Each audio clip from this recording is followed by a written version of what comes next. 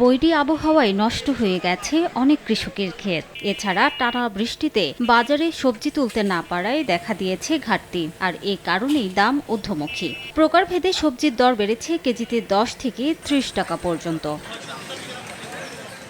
ঝিনাইদহের বাজারে খুচরা পর্যায়ে প্রতি কেজি বেগুন বিক্রি হচ্ছে 90 টাকা দরে, যা 3 দিন আগেও ছিল 50 টাকা।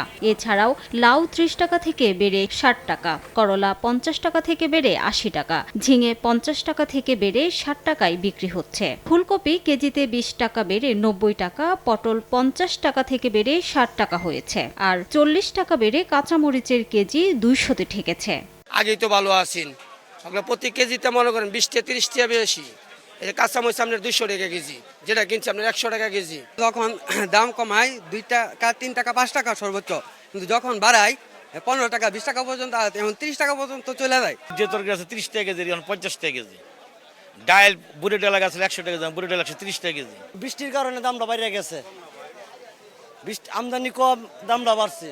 এদিকে দুর্যোগপূর্ণ আবহাওয়ার প্রভাব পড়েছে ময়মনসিংহের বাজারেও। কাঁচা মরিচের দাম বেড়েছে কেজিতে 50 টাকা। এছাড়া অন্যান্য সবজিও কেজিতে 10 থেকে 20 টাকা বেড়েছে। চড়া মাছের বাজারও প্রকারভেদে বিভিন্ন চাষের মাছ কেজি প্রতি বেড়েছে 40 থেকে 50 টাকা, আর সরবরাহ কম থাকায় 1 কেজি ওজনের ইলিশ 200 থেকে 250 টাকা বেড়ে বিক্রি হচ্ছে 1900 থেকে 2000 টাকায়।